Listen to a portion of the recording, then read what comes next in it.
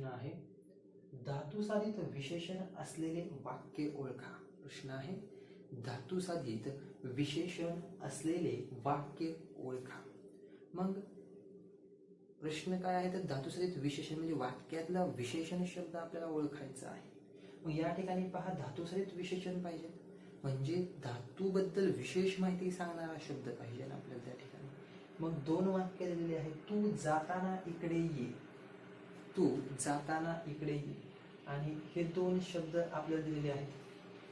ठीक आहे, त्यांच्याखाली अधोरेखित केलेलं आहे अगोदरच. आणि ह्या 2 शब्दांवरून आपल्याला शोधायचं आहे की धातुसाधित विशेषण असलेले वाक्य कोणतं आहे. मग या ठिकाणी तू जाताना इकडे ये हे पहिलं वाक्य आहे. दुसरं वाक्य आहे, मडगावला जाणारी गाडी कोकण कन्या आहे. मडगावला जाणारी गाडी कोकण कन्या आहे. अशी ही 2 वाक्य आहेत. आणि त्याचे पर्याय पहा, ए योग्य, बी योग्य, सी ए व बी योग्य आणि ए व बी अयोग्य. म्हणजे एक बरोबर, दुसरा बरोबर, एक बरोबर आहे किंवा दुसरा बरोबर आहे किंवा दोन्ही बरोबर आहेत किंवा दोन्हीही चूक आहेत, अशा पद्धतीचे पर्याय आहेत. मग आपल्याला यामध्ये शोधायचं आहे की धातुसाधित विशेषण आहे का यामध्ये, या वाक्यामध्ये. बघूया, पहा. तू जाताना इकडे ये, ये क्रियापद आहे बरोबर, आणि इकडे हे सुद्धा क्रियापद आहे. म्हणजेच काय तर हे धातुसाधित वाक्य आहे. कारण की इकडे तू जाताना इकडे, इकडे जर म्हणलं तर एवढे वाक्य पूर्ण होत नाही, अर्थ पूर्ण होत नाही, म्हणून ये हे शब्द त्याला लावायला लागलेला आहे.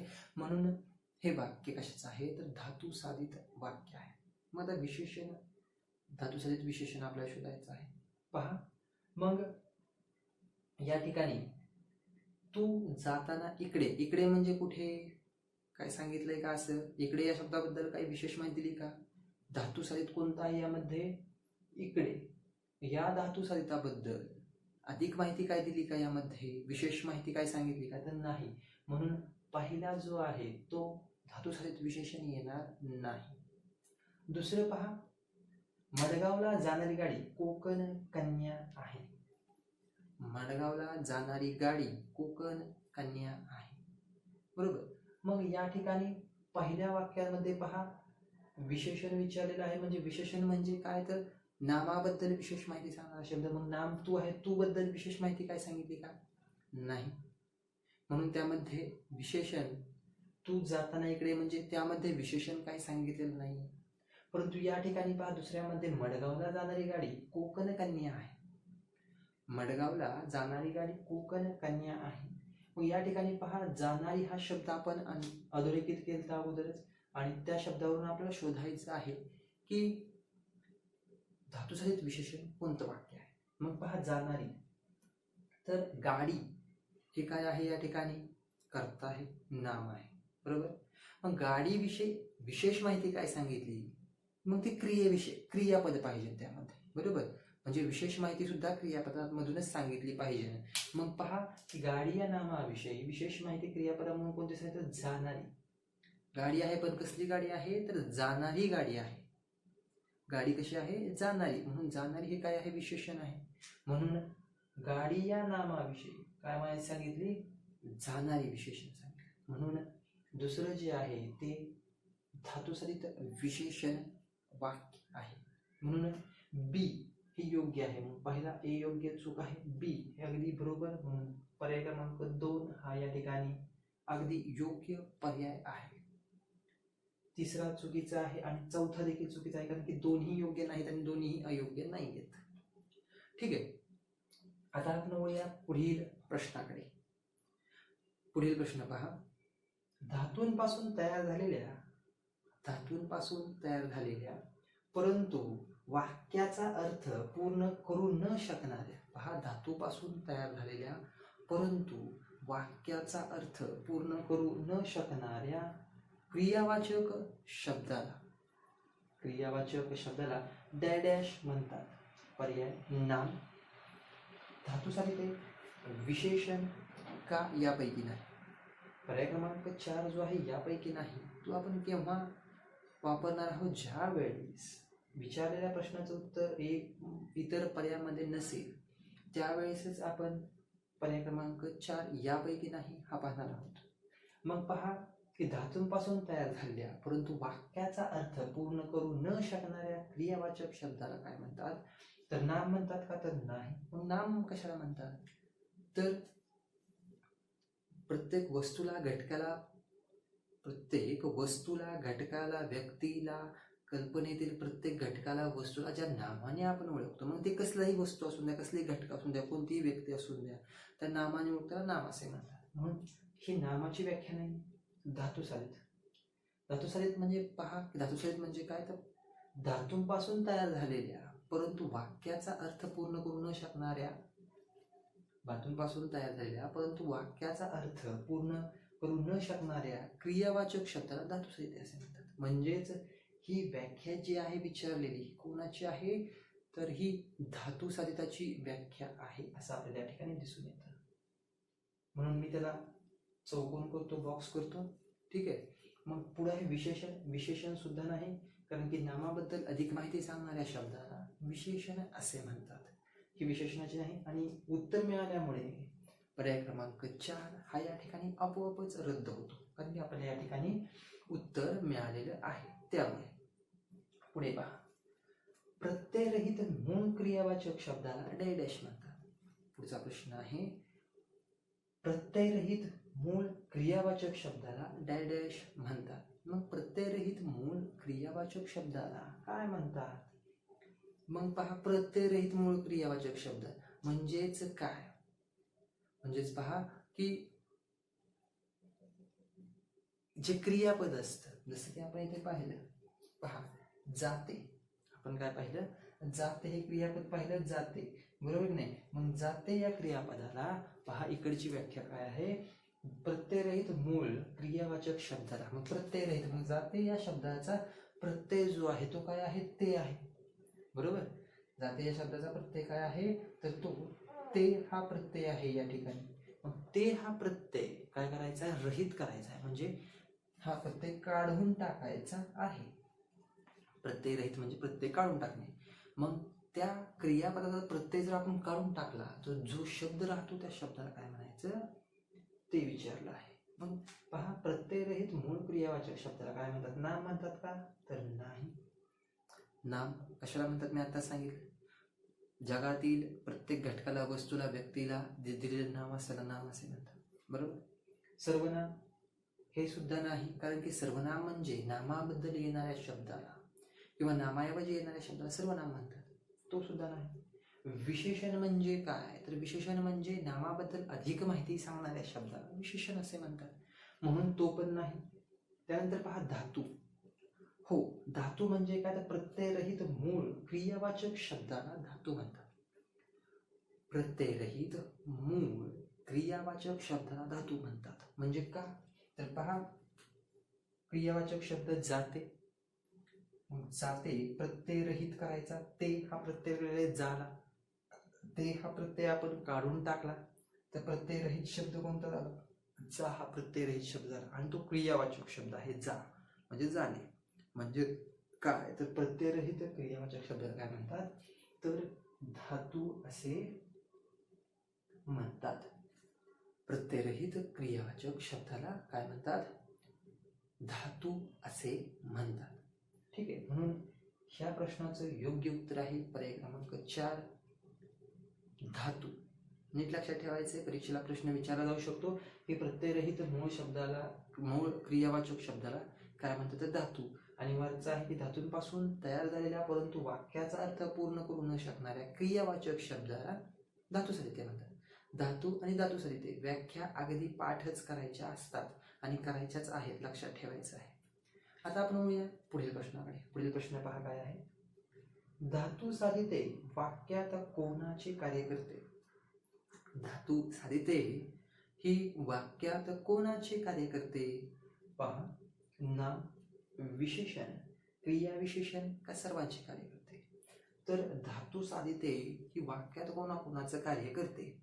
आपण पाहिलं की धातुसाधिते ही वाक्यामध्ये धातुसाधित नाम, विशेषण आणि क्रियाविशेषण या 3 घटकांचं वाक्यामध्ये कार्य करते. कोण? धातुसाधिते. मग पहा, धातुसाधिते ही वाक्यात कोणाकोणाचं कार्य करते? तर नामाचं कार्य करते का? हो, नामाचं कार्य करते. धातुसाधित ही विशेषणाचं कार्य करते का? तर हो, धातुसाधित ही विशेषणाचं सुद्धा कार्य करते. मग त्यानंतर धातुसाधिते ही क्रिया विशेषणाचं कार्य करते का? तर हो, धातुसाधिते हे वाक्यामध्ये क्रिया विशेषणाचं सुद्धा कार्य करतात. म्हणजेच काय, तर धातुसाधिते कोणकोणत्या घटकांचं कार्य करतात वाक्यामध्ये? तर धातुसाधिते ही वाक्यामध्ये 3 प्रकारचं कार्य करतात. धातुसाधित नाम, विशेषण आणि धातुसाधित क्रिया विशेषण. या 3 प्रकारचं कार्य ही धातुसाधिते ही वाक्यामध्ये करत असतात. आणि 3ही या ठिकाणी दिलेले आहेत, नाम, विशेषण आणि क्रिया विशेषण. मग पर्याय चौथा आहे सर्व. मग धातुसाधिते वाक्यात कोणाकोणाचे कार्य करते? तर या तिघांचेही कार्य करते. मग 3ला गोल करायचा का? तर नाही. मग ह्या तिघांबद्दल एकच उत्तर दिलेलं आहे, सर्व. सर्व म्हणजे हे 3ही त्यामध्ये येतात. हे 3ही त्याच्यामध्ये काय होतात? येतात. कशामध्ये? पर्याय क्रमांक 4 मध्ये. हे तिघही पर्याय क्रमांक 4 मध्ये येतात. म्हणून धातुसाधिते वाक्यात कोणाकोणाचे कार्य करतात? नाम, विशेषण आणि क्रिया विशेषण. म्हणजेच काय, ह्या सर्वांचं कार्य करतात ते. म्हणून ह्या प्रश्नाचं योग्य उत्तर आहे पर्याय क्रमांक 4. ठीक आहे. म्हणजेच अशा रीतीने पहा, परीक्षेला प्रश्न कसा पडला जातो, जे कार्य धातुसाधिताचे कार्य करतात वाक्यामध्ये त्या कार्यांवरती सुद्धा प्रश्न पडला जातो. म्हणजे हे 3 कार्य, बरोबर. त्यानंतर पहा की व्याख्या ज्या आहेत त्या व्याख्या कशा रीतीने आहेत, त्या व्याख्या कोणाच्या आहेत ह्याच्यावरती सुद्धा प्रश्न पडलेला आहे. धातुसाधिताची व्याख्या विचारलेली आहे, धातूची व्याख्या विचारलेली आहे, प्रकार विचारलेले आहेत, कार्य विचारलेली आहेत. म्हणजे प्रत्येक धातुसाधिताचं कार्य किती प्रकारे आहे ते सुद्धा विचारलेलं आहे, त्याची व्याख्या विचारलेली आहे. म्हणजे प्रश्न हे व्याख्या, कार्ये ह्याच्यावरती सुद्धा विचारले जातात, हे लक्षात ठेवायचं आहे. तर आता अजूनही काही प्रश्न आपण घेतलेले आहेत की जेणेकरून तुम्हाला योग्यरित्या समजेल की धातुसाधिताचं वाक्यातील कार्य कशा पद्धतीने असतं. ठीक आहे. त्यासाठी प्रश्न घेतलेला आहे, पहा. तिचे हसणे सर्वांना आवडते. वाक्य काय आहे? तिचे हसणे सर्वांना आवडते असं वाक्य आहे. अधोरेखित धातूचे कार्य ओळखा. अधोरेखित धातूचं कार्य ओळखायचं आहे. आणि वाक्य आहे तिचे हसणे सर्वांना आवडते. यामध्ये हसणे या शब्दाखाली रेष ओढलेली आहे, म्हणजे अधोरेखित केलेला आहे तो शब्द. आणि ह्या अधोरेखित शब्दाच्या धातूचं कार्य ओळखायचं आहे. म्हणजे हसणे याचा हस धातू आहे आणि त्याचं कार्य ओळखायचं आहे. त्यासाठी 4 पर्याय दिलेले आहेत. धातुसाधित विशेषण, धातुसाधित नाम, धातुसाधित क्रिया विशेषण, यापैकी नाही. मग या ठिकाणी यापैकी नाही हा जो पर्याय आहे तो आपण केव्हा निवडणार आहोत? ज्या वेळेस विचारलेल्या प्रश्नाचं उत्तर तिघांमध्येही नसेल इतर पर्यायांमध्ये, त्यावेळेस आपण पर्याय क्रमांक 4 यापैकी नाही हा निवडणार आहोत. मग पाहूया की धातुसाधित विशेषण आहे, क्रिया विशेषण आहे की नाम आहे. हा जो अधोरेखित शब्द आहे तो कोणतं कार्य करतो? तर पहा की धातुसाधित विशेषण म्हणजे काय, तर नामाची अधिक माहिती सांगितलेली आहे का नामाबद्दल? नामाबद्दल विशेषण सांगितलेलं आहे का या ठिकाणी? नाम काय आहे? तिचे, बरोबर. मग तिचे हसणे, मग तिच्याबद्दल अधिक माहिती हसणे आहे का? तिच्याबद्दल अधिक माहिती हसणे सांगितली का?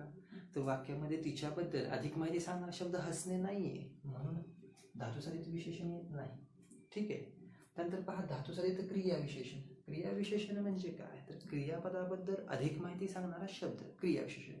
मग वाक्यामध्ये आवडते हे क्रियापद आहे, मग आवडते ह्या क्रियापदाबद्दल अधिक माहिती सांगणारा कोणता शब्द आहे? तर तो शब्द हसणे हा नाही. आवडते, हसणे, तर सर्वांना आवडते परंतु कसे सर्वांना तो शब्द आहे, परंतु तो नाही, तर हसणे हा शब्द आहे. हसणे हा शब्द मग क्रिया विशेषणाचं कार्य करतो का? तर नाही. पुढे आहे धातुसाधित नाम. धातुसाधित नाम म्हणजे कर्त्याचं कार्य ज्या ठिकाणी केलं जातं, जो शब्द कर्त्याचं कार्य करतो त्याला धातुसाधित नाम असेल. मग कर्ता कोण आहे? तर ती. ती हा कोण आहे? या ठिकाणी कर्ता आहे. मग ती हा कर्ता काय कार्य करतो? तो हसण्याचं कार्य करतो. म्हणजे या ठिकाणी धातुसाधित नामाची ज्या व्याख्येनुसार अगदी योग्य हा जो धातू आहे तो योग्य कार्य करत आहे, तो कर्त्याचं कार्य करतो, म्हणजेच तो धातुसाधित काय आहे? नाम आहे. म्हणून ह्या प्रश्नाचं योग्य उत्तर आहे पर्याय क्रमांक 2 धातुसाधित नाम. आणि पर्याय क्रमांक 4 आपोआप रद्द होतो, कारण की उत्तर आपल्याला या ठिकाणी मिळालं असल्यामुळे पर्याय क्रमांक 4 आपोआप रद्द होतो. म्हणून ह्या प्रश्नाचे योग्य उत्तर आहे पर्याय क्रमांक 2. ठीक आहे. आता वळूया पुढील प्रश्नाकडे. पुढील प्रश्न पहा. हसणारी मुले कोणाला आवडणार नाहीत? हसणारी मुले कोणाला आवडणार नाहीत. मग या ठिकाणी पहा की अधोरेखित धातूचे कार्य ओळखा. अधोरेखित धातू आहे हसणारी. अधोरेखित धातू कोणता आहे? हसणारी. हा शब्द अधोरेखित आहे, त्याचं कार्य ओळखायचं आहे. त्या धातूचं हस हा धातू आहे, त्याचा 4 पर्याय दिलेले आहेत. धातुसाधित नाम, विशेषण, क्रिया विशेषण आणि सर्व. सर्व म्हणजे जे दिलेले पर्याय आहेत तिघांमध्येही तो जो धातू आहे तो तिघांचंही कार्य करतो.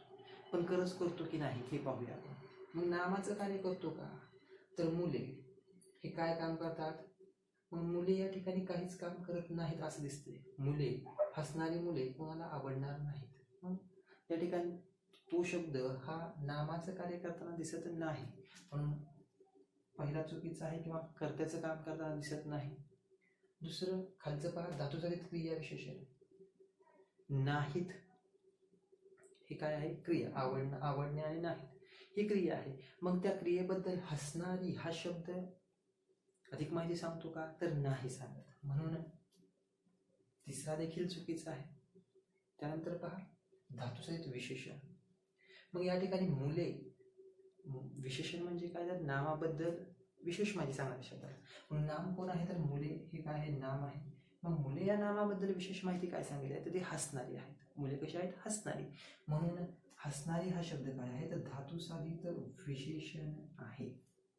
ठीक आहे. म्हणून या ठिकाणी ह्या प्रश्नाचं योग्य उत्तर आहे पर्याय क्रमांक 2 धातुसाधित विशेषण. आणि पहिले 1 आणि 3 चुकीचे आहेत आणि 2 बरोबर आहे, म्हणून सर्व योग्य हा येत नाही, कारण की 2 चुकीचे आहेत या ठिकाणी त्यासाठी.